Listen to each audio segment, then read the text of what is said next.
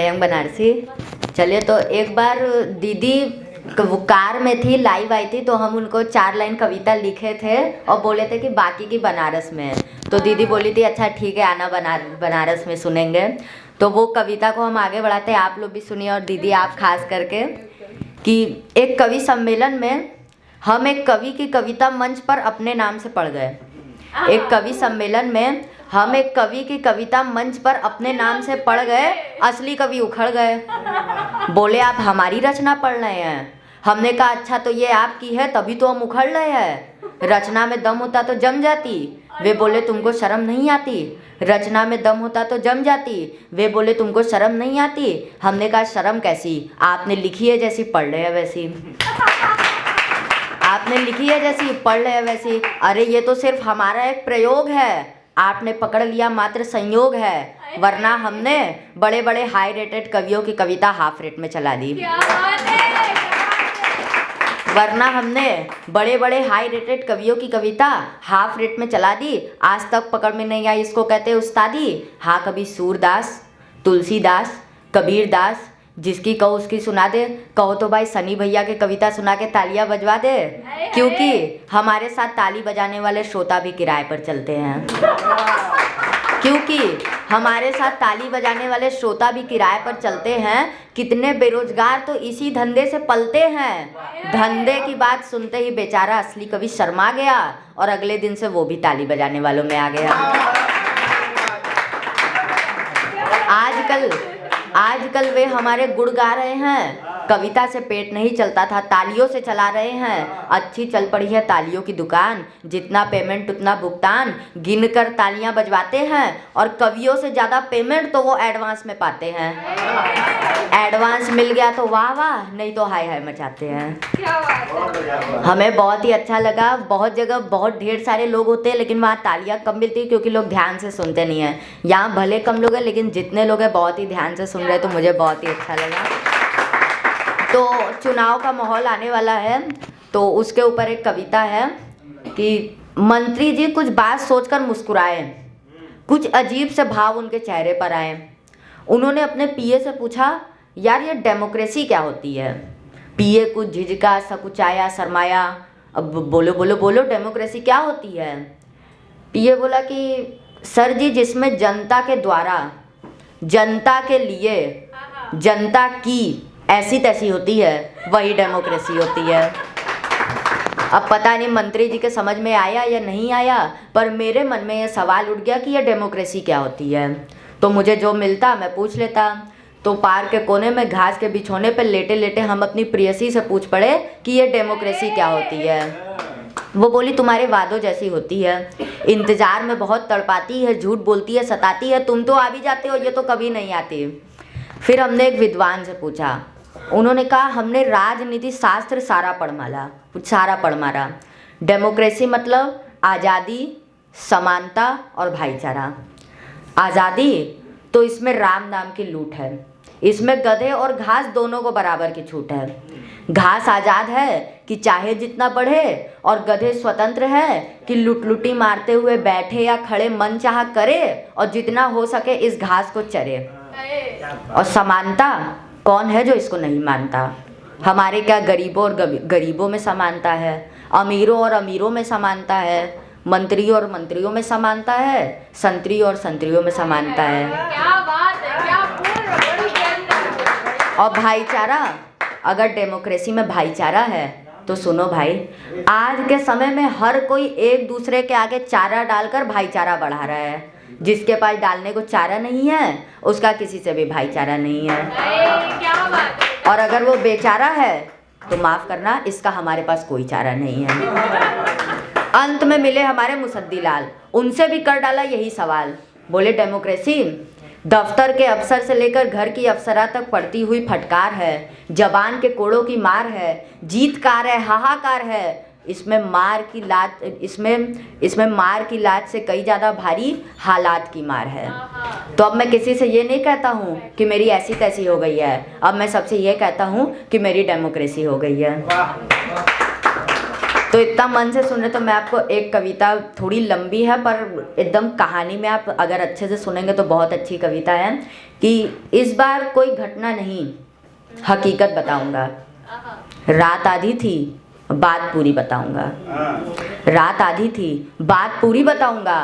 तो आधी रात जिस वक्त प्रेमी जोड़ों को छोड़कर सारा जवाना सोता है, किस्सा शुरू यहाँ होता है। तो जंगलों से घिरे गुप्त अंधेरे से भरे एक राष्ट्रीय राजमार्ग के बीचों बीच एक इंसान नुमा चीज पसरी पड़ी थी और आते हुए ट्रक की लाइट भी ब्राइट पड़ी थी। ड्राइवर के मन में सवाल उठा, एक आदमी मारूं या ब्रेक, आदमी मारूं या ब्रेक। खैर साहब कस के ब्रेक मारे, टायर टै बोल गए सारे। समझिए कि ट्रक घिसटते घिसटते ही रुका था। तब तक सड़क का सामान खड़ा हो चुका था। ड्राइवर साहब कूदे, बोले ओ बेहुदे, मच्छर की औलाद खच्चर की नींद, बीच सड़क पर ले रहा था ससुराल की नींद। ये तेरे बेडरूम की चारपाई नहीं, मौत की कढ़ाई है। बोल कितनी दारू चढ़ाई है। खड़ा हुआ सामान बोला, हुजूर मैं हूँ जंगल का एक मजदूर, ना तो मैंने दारू चढ़ाई और ना ही तुमने मेरे ऊपर गाड़ी चढ़ाई, तो फिर किस बात की लड़ाई। ना तो मैंने दारू चढ़ाई और ना ही तुमने मेरे ऊपर गाड़ी चढ़ाई, तो फिर किस बात की लड़ाई। अरे सड़क पर तो मुझे मेरा नसीब लेकर आया था। अच्छा पट्टे तो तू मरने आया था। हाँ पर अब तो बच गया, अब मरेगा कहाँ। भगवान बड़ा दयालु है, रोड तो अभी चालू है। तुम्हारे पास दूसरा ट्रक आएगा, कुछ भी कर लो वो मेरी हत्या से नहीं बच पाएगा। नाम क्या है। नाम हुजूर मसला राम। चल मसला हो या मछली, दोस्ती चीज़ है असली। देख दोस्ती हो गई, अब तेरे मरने में देर है, पीछे बैठ जा वहाँ लोहे लंगर का ढेर है। तो हाजरीन तमाशबीन किस्सा कोई की शौकीन, ट्रक आगे बढ़ी आगे बढ़ी बात आगे बढ़ी रात, आगे बढ़ाता हूँ बात। तो अब सुनिए आगे पुलिस चौकी की वारदात। चौकी पर फोन घन घन आया, सीसी जूसी सो रहे थे किसी ने ना उठाया। सीसी माने सीनियर सिपाही और जूसी माने जूनियर सिपाही। तो साहब सड़क पर हुआ सन्नाटा, थाने में ध्वनियाँ गरज रही थी और सीसी जूसी की नाक और टेलीफोन की घंटी तीनों बज रही थी। अचानक सीसी हड़बड़ाया, कौन है। जूसी बड़बड़ाया, टेलीफोन है। आधी नींद के मीठे सपनों में दोनों अपने लिए अलग अलग आधी ढकी कन्याएं करंटी चुनते रहे। अर्ध जागृति में टेलीफोन की घंटी भी सुनते रहे। कैसे जैसे तैसे थमा खर्राटों से नींद का फटा ज्वार। सीसी ने ऑर्डर दिया, उठा के रख दे यार। पर जूसी रिसीवर उठा के रखने को ही था, पर उस वक्त जो आवाज़ सुना वो बड़ा निर्मोही था। कर दूंगा सस्पेंड, फ़ोन क्यों नहीं करते अटेंड। कर दूंगा सस्पेंड, फ़ोन क्यों नहीं करते अटेंड। जूसी बोला सर वो सीसी सुसु करने गया था। तो तू कहाँ मर गया था। जी मैं उन्हें देख रहा था। दूसरे की सुसु देखने जाता है। नहीं सर वो टेलीफोन सीसी उठाता है। दोनों पे इंक्वायरी बैठा दूंगा, दुनिया से ही हटा दूंगा। सुनो कान से और बोले जबान से। हाईवे पे तेज रफ्तार से धकाधक आ रहा है एक ट्रक, नीली बॉडी ऊपर काला पर्दा है, जिंदा मिसाइलों से भरा है। रोक दो, ना रुके तो आगे की सड़क पर कील ठोक दो। बर्दाश्त नहीं की जाएगी लापरवाही। यस सर बोलकर स्टूल पर खड़ा हो गया सिपाही। तो साहब ट्रक आया, ट्रक को टॉर्च दिखाकर रोका गया, बोनट पर डंडा ठोका गया, गाड़ी के कागज दिखाओ, पीछे का पर्दा हटाओ, जरूर कोई गड़बड़ है। अरे साहब लोहा लंगड़ है, हाड़ी की लड़ाई का मलबा है, इसी से तो लोकतंत्र की कबाड़ियों का जलवा है। हाड़ी की लड़ाई का मलबा है, इसी से तो लोकतंत्र की कबाड़ियों का जलवा है। न ड्रग्स न स्मैक न कोई आइटम नशीला है। ये गोल गोल क्या है जो आगे से नोखिला है। शायद ऑक्सीजन सिलेंडर है। देख लो साहब मुझे क्या डर है। अरे ये तो बहुत भारी है, ले जाओ साहब अगर आपके घर में किसी को बीमारी है। तो जूसी सीसी ने बड़े बड़े ऑक्सीजन सिलेंडर फेंक दिए खेत में, छुपा दिए रेत में, क्योंकि मिल गए थे सेत मेत में। अब हरकत हुई उनकी पेट में। जूसी बोला ये कौन। कोने में मसला राम बैठा हुआ था मौन। अज ये मसला है, जमाने ने खूब मसला है। सड़क पर पड़ा था, आत्महत्या पर अड़ा था, मैंने 5 किलोमीटर पहले ही उठाया है, मोहब्बत में पीछे बैठाया है। मैंने सोचा कि शायद कोई किस्मत का अभागा होगा। पूछ लो इससे जो किराया भी मांगा होगा, पूछ लो इससे जो किराया भी मांगा होगा। जूसी बोला साहब जी हम हो गए कामयाब जी। खोल के देखो रिपोर्ट, क्या लिखा था, जिंदा मिसाइल। पूरे ट्रक में यही एक आइटम जिंदा है, पकड़ में आ गया परिंदा है, इसी को डीएक्टिवेट करना है। सीसी बोला नहीं, ऑर्डर के मुताबिक हमें वेट करना है। जूसी बोला साहब जी डंडा हो रहा है बेताब जी, बड़े ऑफिसर डंडे का ऑर्डर नहीं देते और ना उठाओ तो खबर लेते हैं। तो जूसी बोला क्या दुक्का बैठा है पीछे, उतर नीचे, पुलिस वाले हैं, देख मसले को कैसे मसलते हैं, ट्रक से बच गया, अब देख हम कैसे कुचलते हैं। ट्रक से बच गया, अब देख हम कैसे कुचलते हैं। तो जूसी सीसी भीज के बत्तीसी ट्रक पर चढ़कर मसला राम की पसलियाँ लॉकेट करने लगे, मार मार के उसके जान को डीएक्टिवेट करने लगे। जब दर्द हद से गुजरता है तो आदमी के आंखों में एक तेज दिखता है, वो व्यंग से मुस्कुराता है न कि चीखता है, वो व्यंग से न मुस्कुराता है न कि चीखता है, नहीं हटूंगा नहीं हटूंगा, भारत का आम आदमी हूँ, एक घटना की तरह घटूंगा, न विधि बचेगी न विधान, न संसद बचेगी न संविधान, गगन में जूसी सीसी रह गए पसीने में नहा के, गगन में गूंज रहे थे मसला राम के ठहाके, नहीं हटूंगा नहीं हटूंगा, सब मर जाएंगे जिस दिन मैं फटूंगा, सब मर जाएंगे जिस दिन मैं तो मैं आपको एक और छोटी सी कविता सुना देता हूँ कि ये लोग कितना जैसे मेहनत करते हैं। उस पे है कि चौराहे पे हुई लाल बत्ती, मैंने स्टीयरिंग से हटा के हत्ती, जैसे ही कार का शीशा खोला 50 के 5, एक आदमी बोला, मैं शीशा चढ़ाने लगा तो वो तो हाथ ही अंदर बढ़ाने लगा, ले लो साहब चीज़ लाजवाब, टिश्यू पेपर, मुंह पोंछने का कागज़, ले लो साहब बहुत सस्ते रेट में, ऐसा नहीं मिलेगा मार्केट में, 50 रुपये में से कमाई का सिर्फ 1 रुपया कमाऊंगा, भीख के वास्ते रास्ते में हाथ तो नहीं फैलाऊंगा।